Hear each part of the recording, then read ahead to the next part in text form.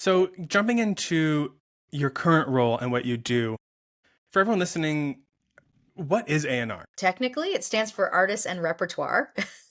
Um, I think a lot of people aren't even sure about that part. But basically, we're the conduit from an artist into a record label or into whatever distribution system that they have. And I think that the core thing, if I break it down really simply, is I go and I find artists that we want to work with, and then once we've committed to working with them, I help them figure out their sonic vision, help source songs, help if they're into writing themselves, make sure that they have the best collaborators or the best team around them, and then help plan out how the world gets to hear that music. So it's kind of the best. Yeah, it is a lot of fun. What does your day to day look like? I mean, I'm sure it's different every day, but on a typical day, what does that Yeah, look like when you're not stuck on a train? when I'm not stuck on a train. I mean, I get a lot done on the train. I really do. I think that it is every day is very different. It's so much about relationships. You have to be in a place to pick up the phone and talk to anybody. And I mean, I can talk to a rock and have a great conversation. So I can talk to everybody.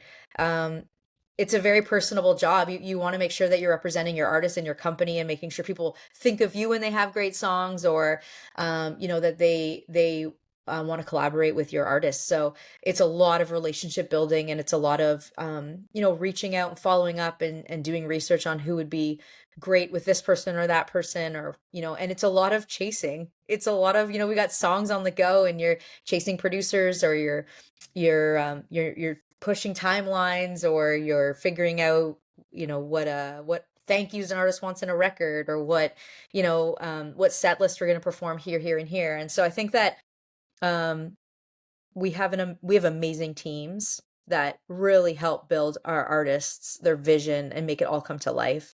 But I would say like the day to day of an A&R is sort of that like fundamental first step in the music journey of trying to make sure you understand what your artist is hoping for, and then being able to help them execute it really when it comes to the music side of things. Get the right songs, have the songs sound the way they want them to, and then get them out to the world. So, historically, A&R was about going into clubs and finding new music that way, or finding, people submitting music or whatever. What does it look like now in the world of streaming and social media?